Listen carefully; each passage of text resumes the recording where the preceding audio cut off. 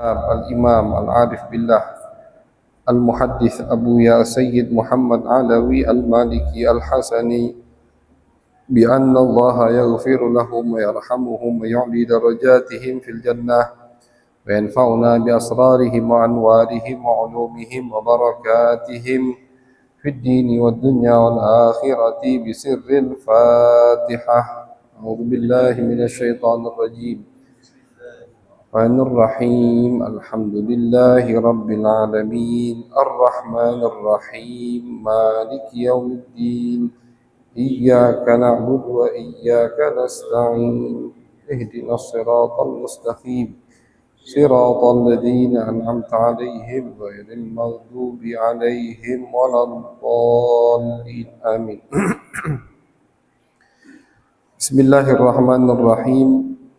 وبالسند المتصل إلى الإمام المؤلف العالم العلامة المحدث أبو يا السيد محمد علوي المالكي الحسني رحمه الله ونفعنا به وبعلومه وبعلوم مشايخنا وبعلوم سائر الصالحين في الدارين آمين إلى أن قال رسوله إلى الملوك صلى الله عليه وسلم عمرو بن أمية الضمري وهو أول رسول يبعثه رسول الله صلى الله عليه وسلم إلى النجاشي أصحمة ومعناه عطية فوضع كتاب رسول الله صلى الله عليه وسلم على عينيه ونزل من سريره وجلس على الأرض وأسلم ومات في حياة النبي صلى الله عليه وسلم في سنة 9 فصلى عليه. Alhamdulillah, puji syukur kehadirat Allah Subhanahu wa taala. Alhamdulillah kita kembali dikumpulkan oleh Allah Subhanahu wa taala di rumah daripada rumahnya Allah guna melanjutkan aktivitas kajian bulanan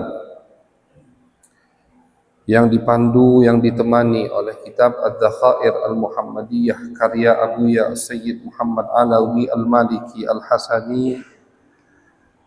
Mudah-mudahan amal ibadah, upaya mujahadah, langkah kaki kita menuju ke tempat yang berkah ini diterima oleh Allah Subhanahu wa taala dan diberikan ganjaran yang besar oleh Allah, mendapatkan pandangan khusus dari baginda Nabi besar Muhammad sallallahu alaihi wasallam. Amin ya rabbal alamin.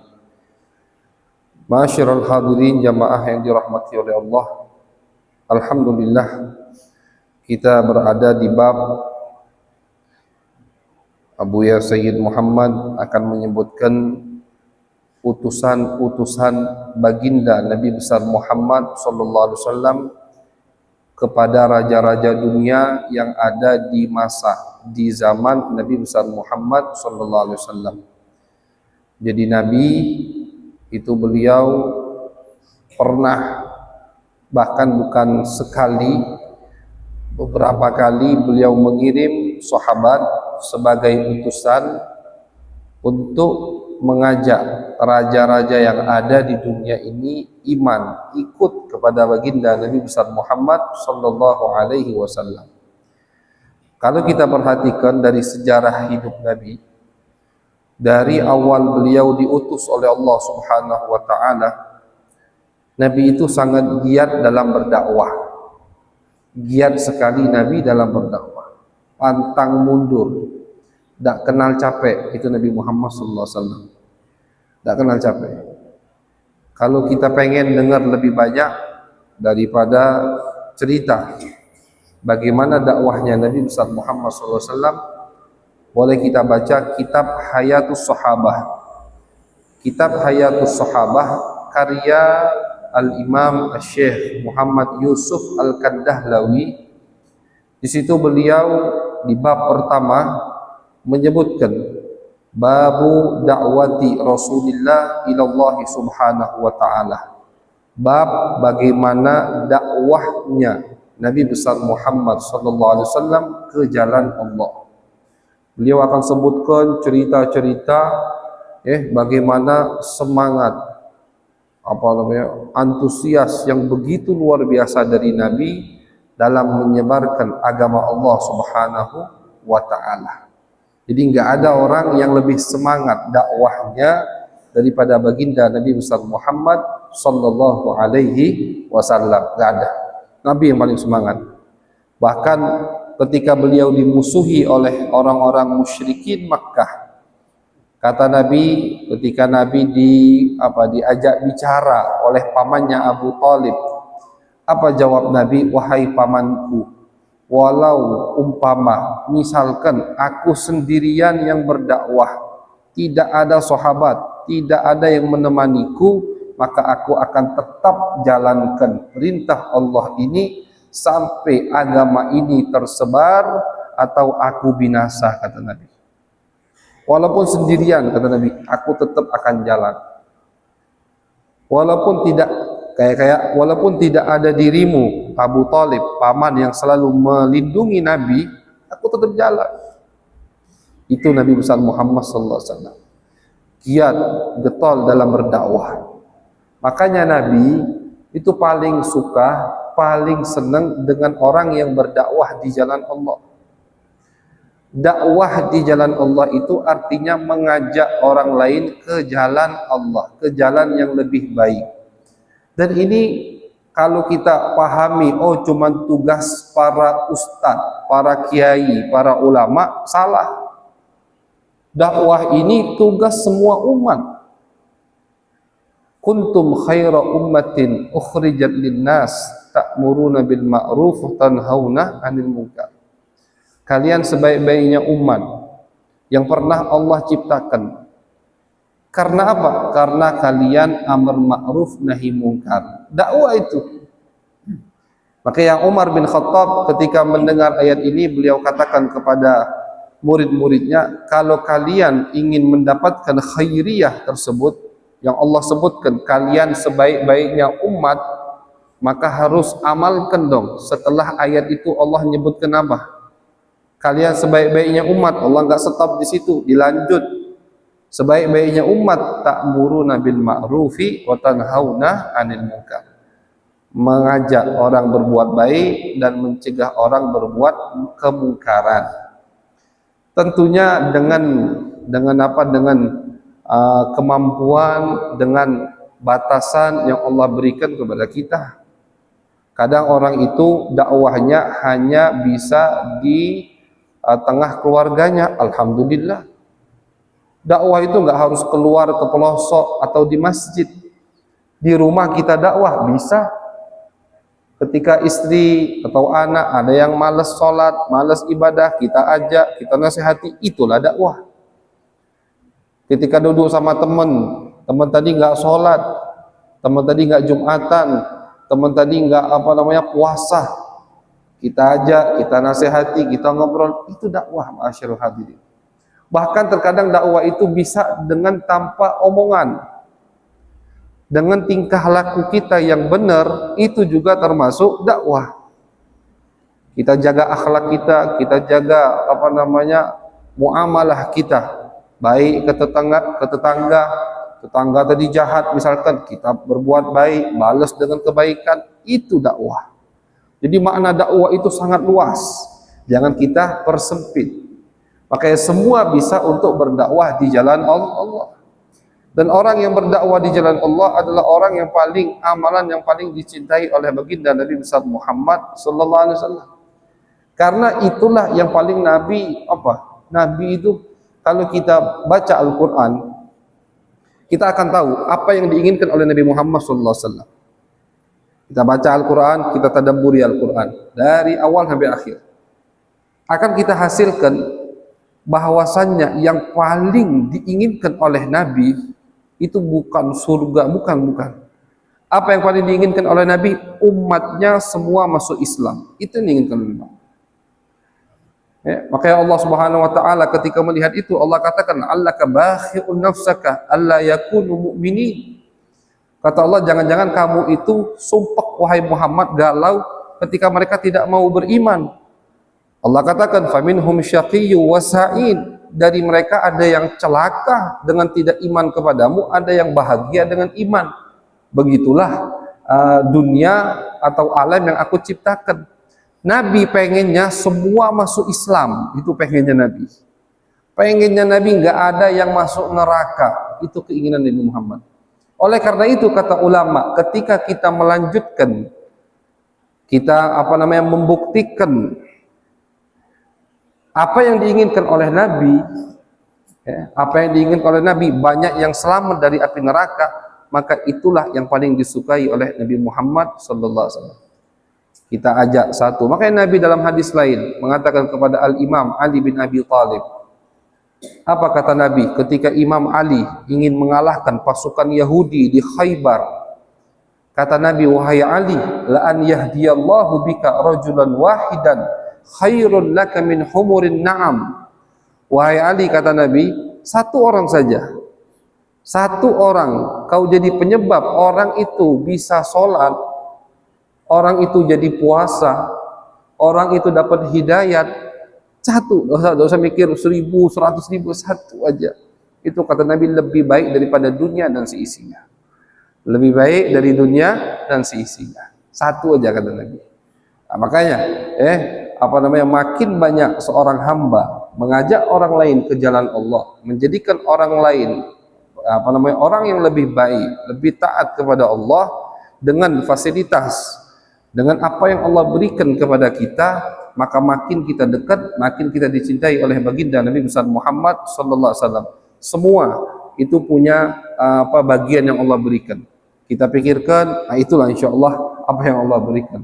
Kita diberikan apa sama Allah? Oh, aku dikasih keahlian ini, berarti dakwah di bidang itu. Atau dengan itu kita dakwah. Aku diberikan jabatan, berarti dengan jabatan kita berdakwah. Dan semua yang Allah berikan itu kalau kita gunakan untuk berdakwah akan makin berkah. Ya, jadi kalau kita baca sejarah Nabi, Nabi adalah orang yang paling semangat untuk berdakwah. Dan Nabi besar Muhammad SAW adalah orang yang mengikuti zaman ketika berdakwah. Nabi itu mengikuti zaman. Makanya Nabi kalau umpama, Nabi kalau hidup di zaman sekarang, itu pasti Nabi gunakan semua wasailul i'lam, sosmed sekarang ini untuk berdakwah. Nabi kalau ada di zaman sekarang, Nabi pasti bisa naik motor, naik mobil. Nabi itu orang yang ngikuti zaman. Nabi bisa semua. Naik kuda itu paling ahli Nabi. Kata sahabat pernah sekali Nabi naik kuda tanpa ada pelana sama sekali. Kuda kosongan itu ditunggangi sama Nabi. Nggak ada orang yang, jarang orang yang bisa menunggangi kuda yang nggak ada talinya, ditunggangi oleh Nabi Muhammad SAW. Itu Nabi. Beliau orang yang lihai di segala hal. Itu Nabi besar Muhammad Sallallahu Alaihi Wasallam, dan mengikuti zaman dalam berdakwah. Nah ini, kenapa Nabi bisa mengirim utusan kepada raja-raja yang ada pada saat itu? Karena ini ceritanya di tahun ke-6 Hijriyah. Di tahun ke-6 Hijriyah, setelah baginda Nabi besar Muhammad SAW hijrah 6 tahun, Nabi niat ingin umroh ke kota Mekah. Akhirnya Nabi bersama sahabat, jumlah waktu itu 1.000 lebih, sudah niat umroh dari Bi'ir Ali. Kita kalau umroh ke Madinah dulu, habis itu ambil miqat di Bi'ir Ali. Nabi niat umroh di situ.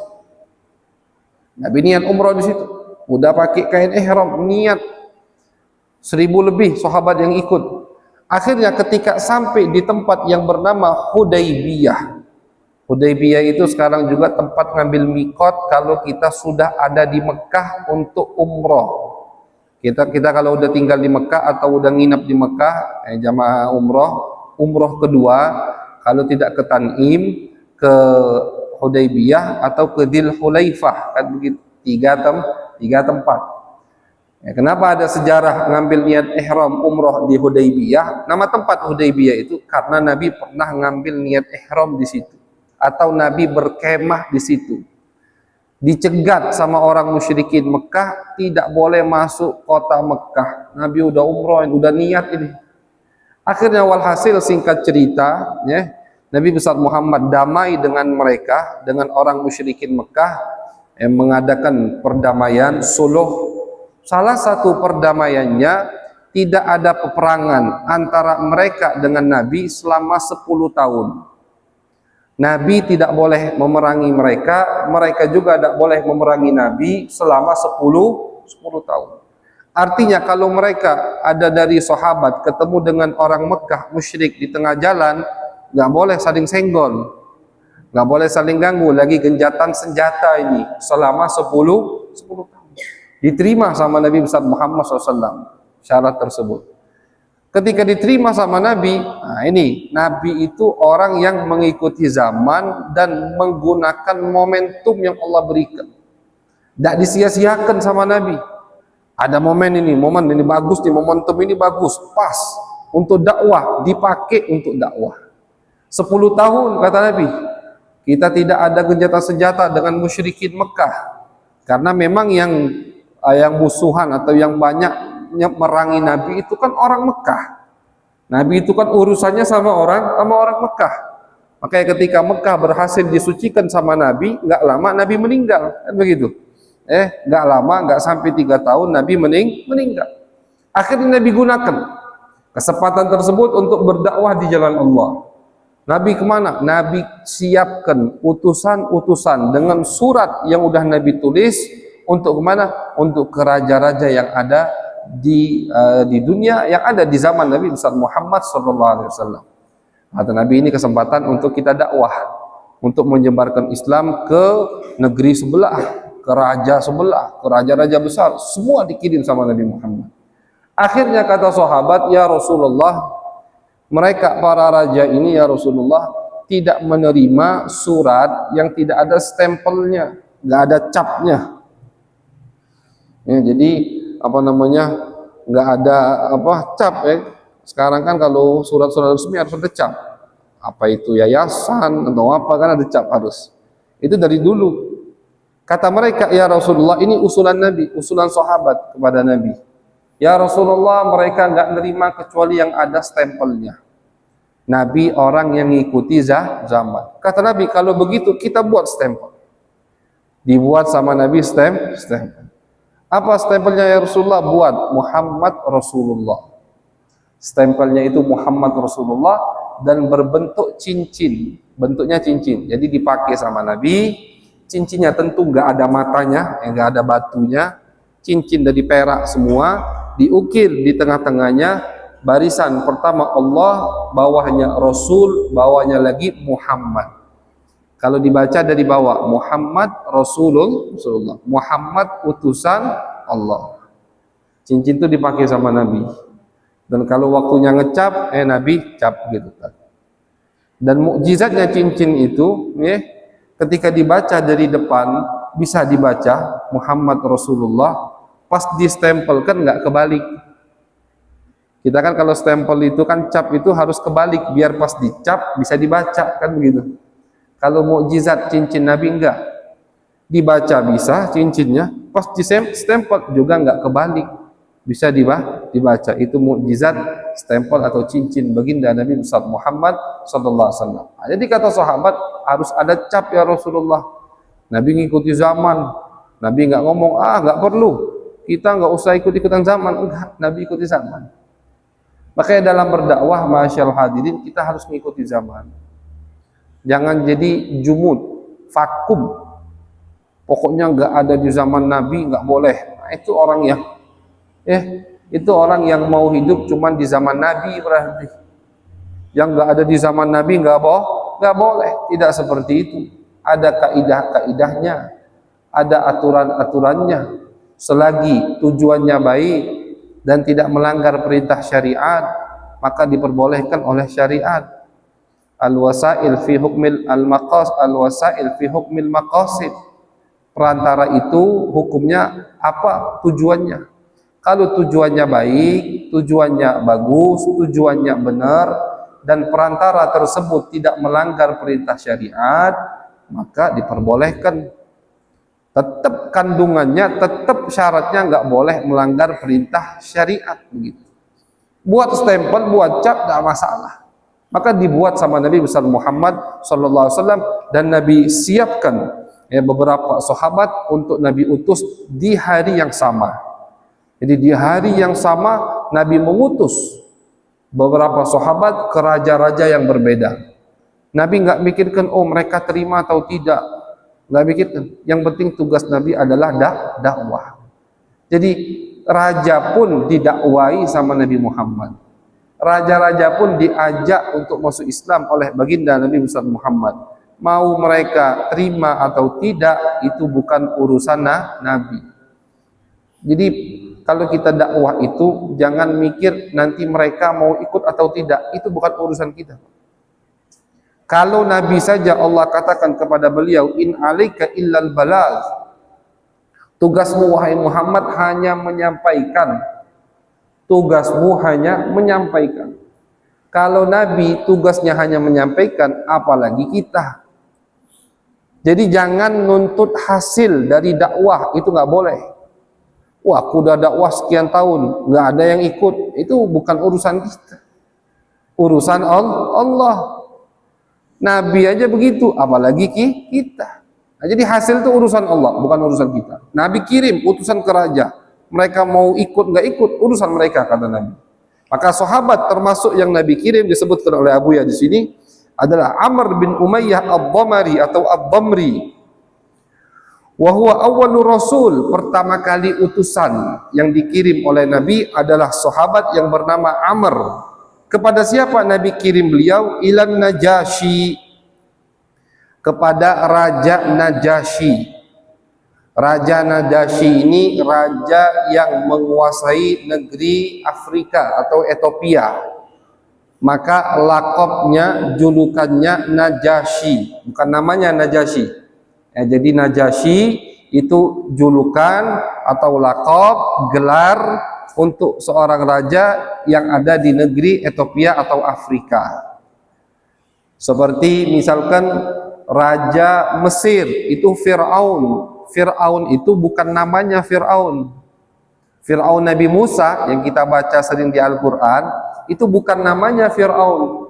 Fir'aun itu gelar, lakop, julukan untuk setiap raja Mesir pada saat itu. Misalkan Fir'aun itu mati, ganti raja berikutnya Fir'aun juga. Mati lagi, ganti Fir'aun, dipanggil Fir'aun terus. Nah, jadi raja untuk Mesir dipanggil Fir'aun, raja untuk Yaman dipanggil Tubba. Tubba itu gelar untuk raja di negeri Yaman. Raja untuk Romawi Kaisar, atau dibahasakan Indonesia Kaisar misalkan. Kaisar itu dari Kaisar, bahasa Arab. Kaisar adalah raja untuk Romawi, raja untuk Persia Kisra. Raja untuk Persia Kisra. Setiap raja yang ada di Persia dipanggil Kisra. Namanya beda, namanya beda-beda kan. An-Najasyi adalah termasuk raja yang pertama Nabi ajak untuk masuk Islam. Nama beliau ini Ashimah. Wa maknahu atiyah. Arti dari nama beliau Ashimah artinya atiyah, pemberian. Nama-nama yang baik. Najasyi itu udah ada hubungan erat dengan Nabi Muhammad. Dari sebelum Nabi hijrah ke kota Madinah, itu Nabi pernah mengutus sahabat untuk hijrah ke negeri Habasyah. Makanya kita kalau baca sejarah atau ditanya kapan pertama kali terjadi hijrah di agama Islam, bukan hijrah ke Madinah, Pak, bukan. Hijrah ke Madinah itu hijrah kedua atau hijrah ketiga. Hijrah pertama kali adalah hijrah ke negeri Habasyah di tahun keempat atau tahun kelima mungkin dari Nabi diutus oleh Allah. Itu hijrah yang pertama kali. Sahabat dari Mekah meninggalkan Mekah pindah ke Habasyah untuk biar nggak diganggu, ibadah dengan tenang. Kemudian setelah beberapa tahun Nabi kirim lagi sahabat untuk hijrah ke Habasyah. Kenapa Nabi memilih Habasyah, Ethiopia? Karena kata Nabi di situ ada raja yang baik, tidak akan mengganggu kalian. padahal agamanya masih Nasrani, belum Muslim. Cuman dia baik, kata Nabi, dia menghormati semua agama, maka kalian bisa bebas beribadah di situ, pindahlah ke situ, pindah. Bahkan putri Nabi ikut yang pertama kali dengan Sayyidina Utsman, suaminya, ikut hijrah ke sana. Putri Nabi yang bernama Ruqayyah ikut hijrah ke Habasyah. Artinya udah terjalin hubungan erat Nabi dengan Habasyah, tapi belum diajak dakwah, belum diajak masuk Islam sama Nabi. Kapan Nabi ngajak mereka masuk Islam? Ketika tahun ke-6 Hijriah. Baru dikirim utusan oleh Nabi Muhammad SAW secara terang-terangan mengajak Raja Habasyah untuk masuk ke agama Islam. Dan surat Nabi simple, surat Nabi itu nggak panjang lebar. Surat Nabi itu singkat padat. Sampai sekarang masih ada di museum Turki, apa nama museumnya itu lupa saya, museum terkenal di Turki itu ada masih surat Nabi Muhammad SAW. Tentu bukan Nabi yang nulis, Nabi kan nggak bisa nulis, yang nulis sahabat, tapi isinya dari mulut Nabi Muhammad SAW, pendek. Nabi Bismillahirrahmanirrahim, dari Muhammad utusan Allah kepada Raja Najasyi, aslim taslam, masuk Islam maka kau akan selamat. Tidak mau masuk Islam, kau kena dosa dan kau menanggung semua dosa rakyatmu. Nabi kutip ayat suci Al-Quran, kalau Allah Ta'ala wassalam, selesai. Itu surat Nabi Muhammad SAW, nggak panjang. Nah, jadi Nabi kalau ngirim surat nggak panjang, Nabi kalau khutbah juga nggak panjang. Ini dua tempat yang Nabi nggak panjang-panjang di situ. Khutbah Jumat atau khutbah Id Lebaran atau khutbah istisqa minta hujan atau khutbah kusuf gerhana matahari atau gerhana bulan, itu kan ada sholatnya semua tuh, ada khutbahnya juga, itu Nabi nggak pernah panjang. Beda kalau mau idhah tergantung, kadang Nabi panjang. Nah, makanya harus kita bedakan.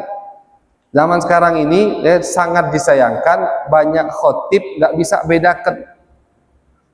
Khutbah dibuat mau idhah, akhirnya 1 jam.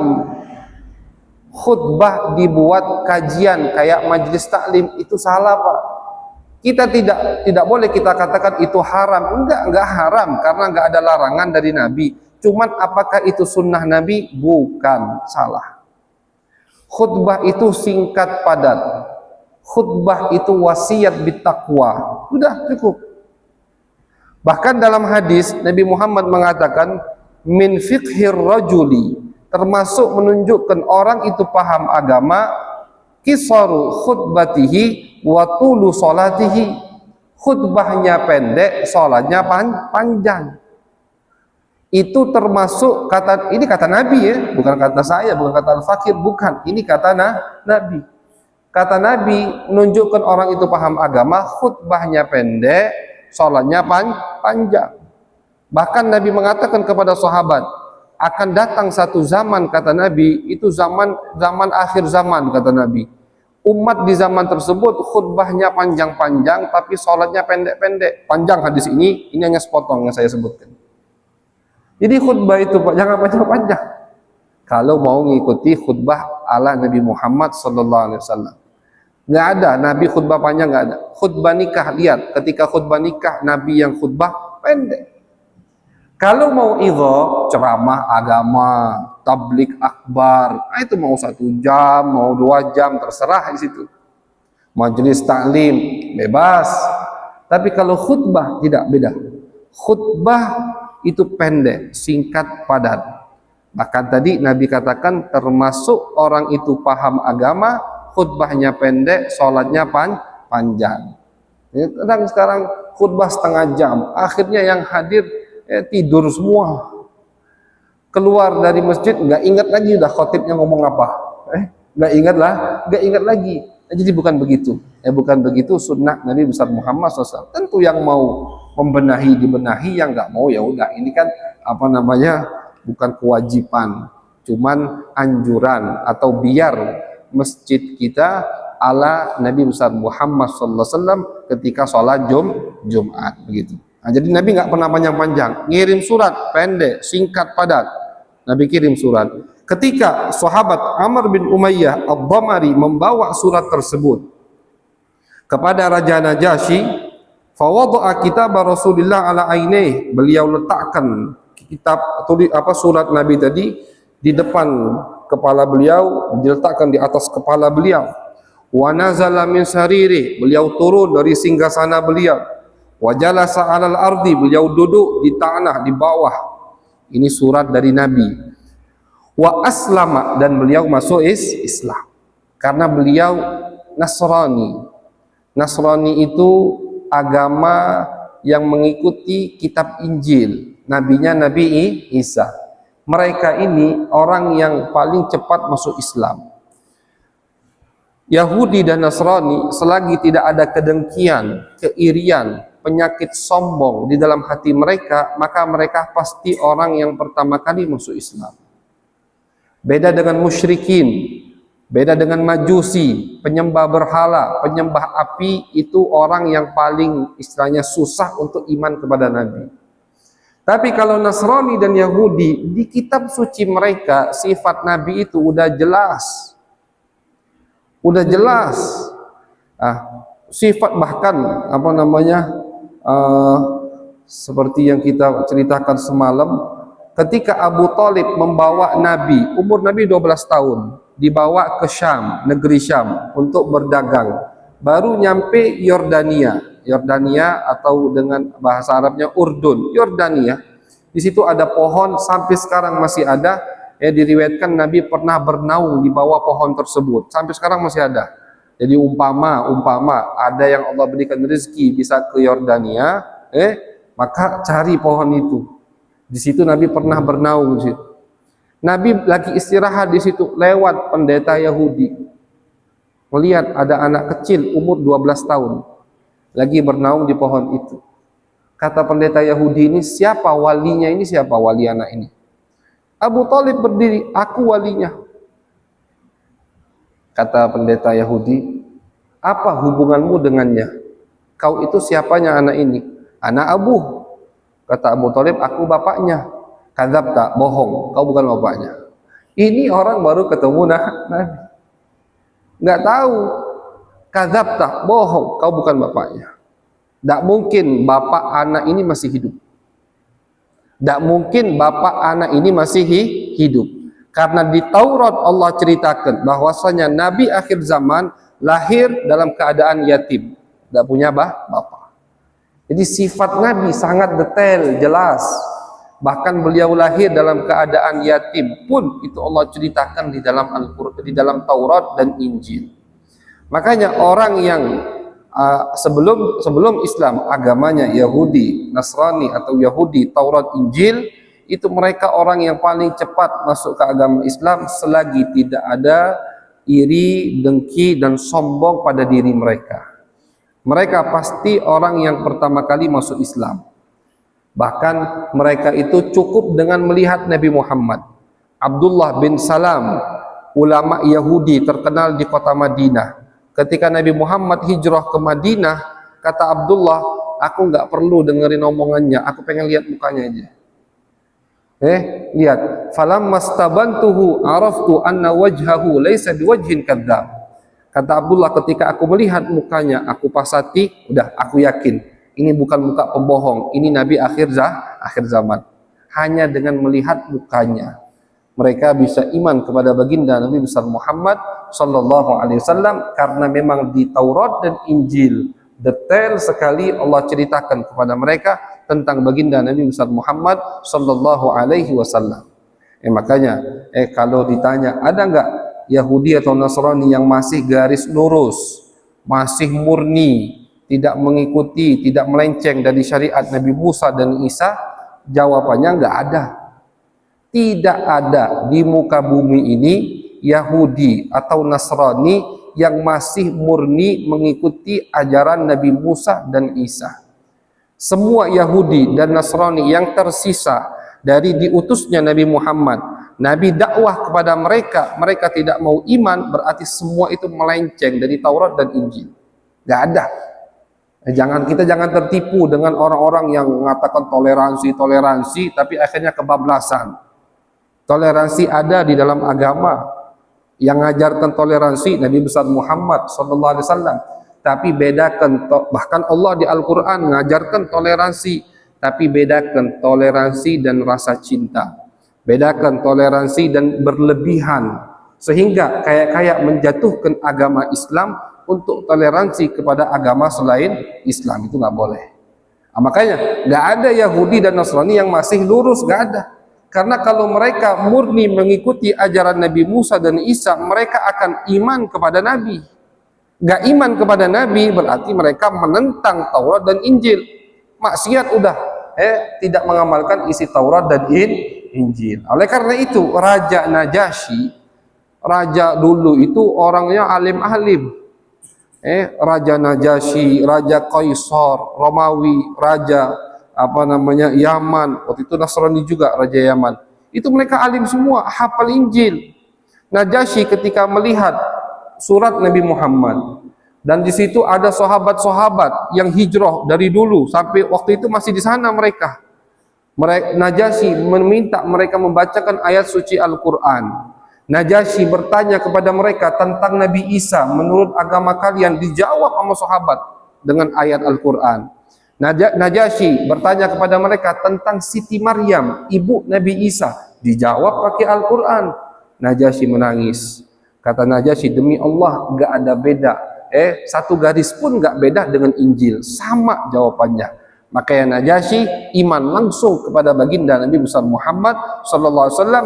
Bahkan beliau ketika sudah masuk Islam, menerima dakwah Nabi besar Muhammad sallallahu alaihi wasallam, beliau jawab surat Nabi Muhammad dengan jawaban, ya Rasulullah, kalau kamu izinkan, aku akan tinggalkan kerajaan ini dan aku akan berjalan kaki untuk mencium tanganmu ya Rasulullah. Ini seorang raja, Pak. Raja rela meninggalkan kerajaannya untuk mencium tangan baginda Nabi besar Muhammad sallallahu alaihi wasallam. Kalau kamu izinkan, adab. Ini adab. Jadi enggak langsung melakukan hal tanpa izin Nabi. Adab murid kepada guru. Kalau kamu izinkan, ya Rasulullah, antum izinkan, aku akan tinggalkan kerajaanku dan hijrah ke Madinah jalan kaki biar bisa mencium tanganmu ya Rasulullah. Apa jawab Nabi? Jangan. Ini Nabi. Nabi itu tadi, Nabi itu memahami situasi. Orang yang paling tahu dengan sikon, paling tahu maslahat umat. Jangan, kata Nabi, posisi kau itu bukan sembarangan, jabatanmu itu raja.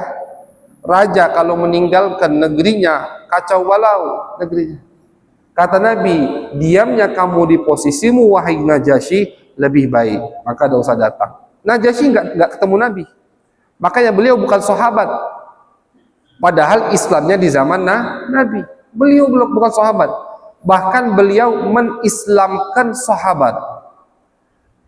Waktu Najasyi masuk Islam, itu ada sahabat yang bernama Amr bin As. Ada sahabat yang bernama Amr bin As. Amr bin As ini masih musyrik pada saat itu, masih benci sama Nabi. Siapa yang membuat Amr bin As masuk Islam? Najasyi. Najasyi masuk Islam, Amr ini temannya Najasyi dari Mekah, datang ke sana. Kata Najasyi, Amr, masuklah Islam. Jangan kau rugi dengan kau tidak iman kepada Muhammad. Nabi Muhammad ini Nabi akhir zaman. Nabi dari kaummu Allah kirim. Jangan rugi, istilahnya 2 kali. Udah enggak iman dan itu dari kaummu, kata Raja Najasyi. Masuklah Islam. Sini aku baiat. Dibaiat sama Raja Najasyi, masuk Islam. Amr bin As. Setelah masuk Islam, baru Amr langsung ke Madinah mengulangi baiatnya di hadapan Nabi Muhammad sallallahu alaihi wasallam. Makanya kalau ulama suka mengadakan teka-teki, siapa sahabat yang Islamnya di tangan tabi'in? Dia sahabat, ketemu dengan Nabi, tapi masuk Islamnya di tangan orang yang tidak ketemu dengan Nabi. Ini contohnya. Amr bin As, sahabat Nabi, masuk Islamnya di tangan Raja Najasyi yang statusnya tabi'in. Tabi'in itu orang yang nggak ketemu dengan Nabi, tapi ketemu dengan sahabat-sahabat Nabi besar Muhammad sallallahu alaihi wasallam. Nggak diboleh sama Nabi, jangan Najasyi, tetap kau di situ. Tetap kau di tempatmu, tetap kau di posisimu, dakwalah dari sana, tidak perlu datang ke Madinah. Nah, jadi Nabi itu kenapa banyak atau ada daripada pembesar-pembesar Mekah yang tidak mau iman kepada Nabi Muhammad? Karena mereka mengira kalau mereka masuk Islam, mereka iman kepada Nabi, mereka jadi bawahan atau jadi budak Nabi Muhammad.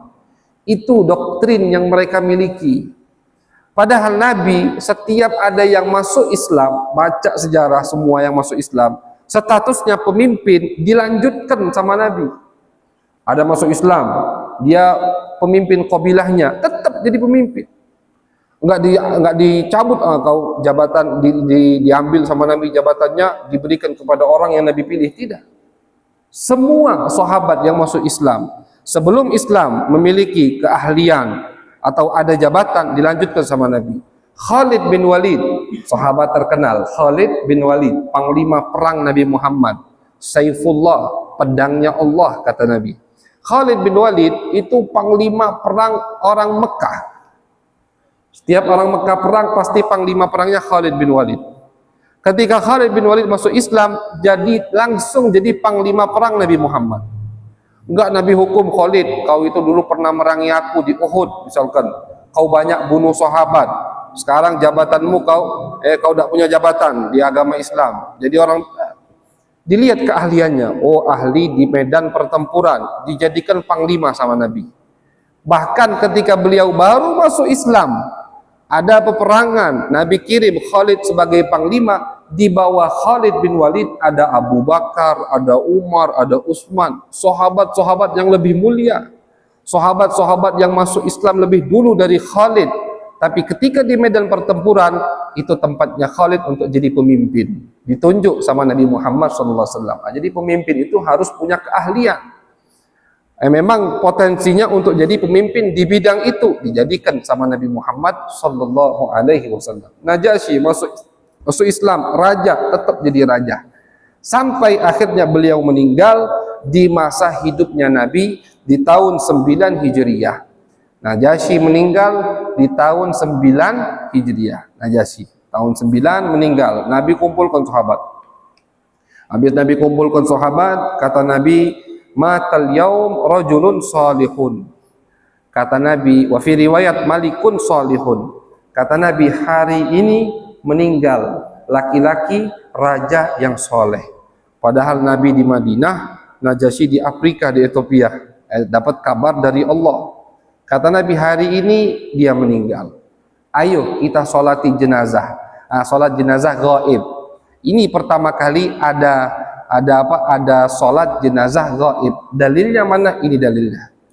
Nabi menyolatkan Najasyi salat jenazah, padahal jenazahnya nggak ada di depan Nabi. Di mana jenazahnya? Di Ethiopia, di Afrika sana.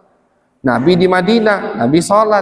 Makanya Al-Imam Asy-Syafi'i beliau mengatakan sunnah salat jenazah gaib. Sunnah, dianjurkan. Apalagi yang meninggal orang yang soleh. Karena kalau kita menyolatkan orang yang soleh, ada jaminannya dari Nabi.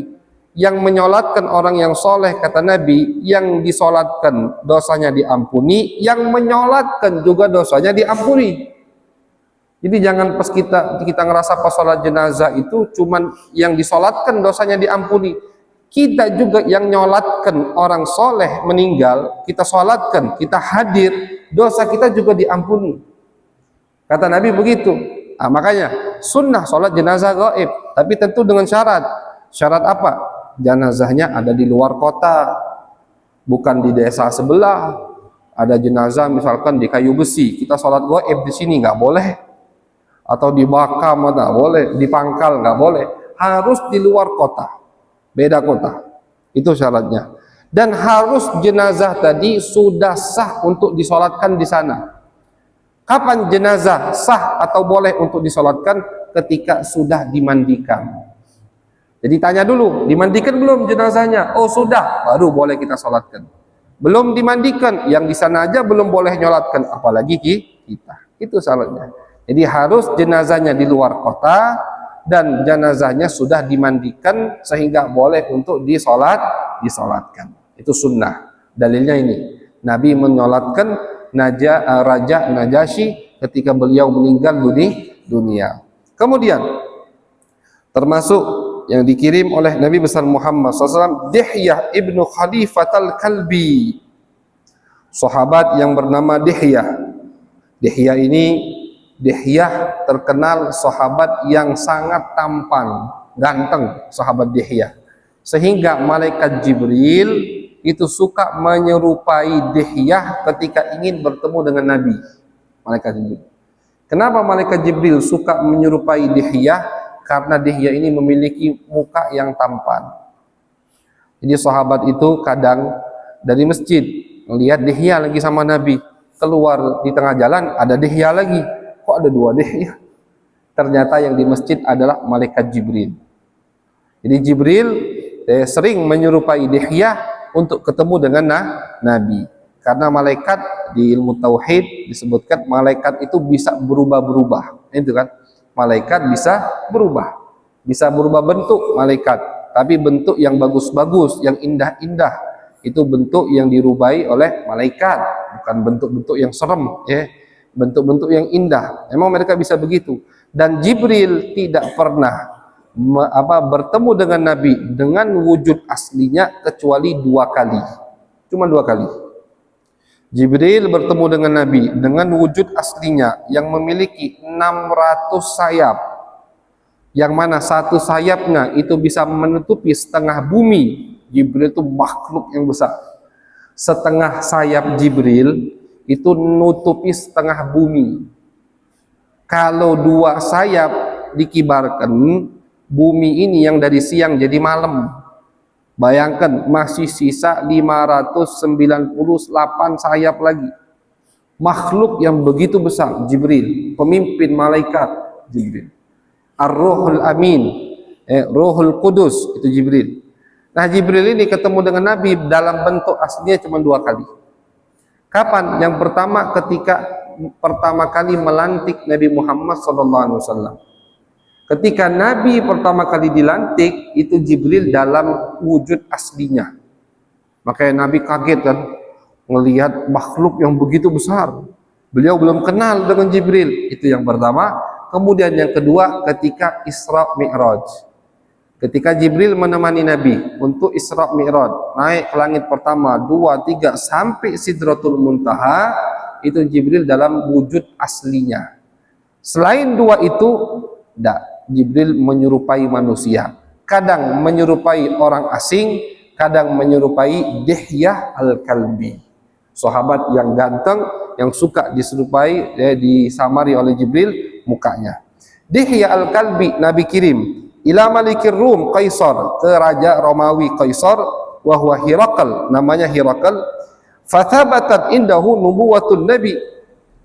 Raja Romawi ini, Kaisar ini, ketika membaca surat dari Dihyah al-Kalbi, bertepatan pada saat itu, waktu itu Raja Romawi ini lagi di Syam, lagi di Suriah, posisinya lagi di Suriah ketika Dihyah membawa surat Nabi, karena pada saat itu negeri Syam di bawah kekuasaan Romawi, gitu kan, lagi di Suriah. Kebetulan pada saat itu ada rombongan Abu Sufyan, masih musyrik beliau, masih kafir. Rombongan Abu Sufyan dari Mekah lagi dagang, berjualan di negeri Syam, di Suriah. Akhirnya kata Raja Kaisar, panggil orang-orang Arab tuh, panggil sini katanya, panggil rombongan Abu Sufyan. Kata Kaisar, siapa dari kalian yang paling dekat hubungannya dengan ini nih, Nabi akhir zaman yang ngaku Nabi? Kata Abu Sufyan, aku. Abu Sufyan itu bisa dikatakan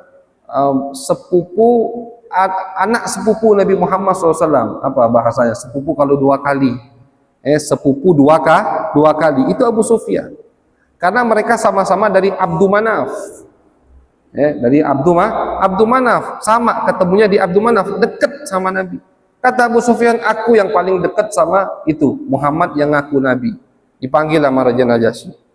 Aku mau bertanya tapi jawab jujur, jangan bohong.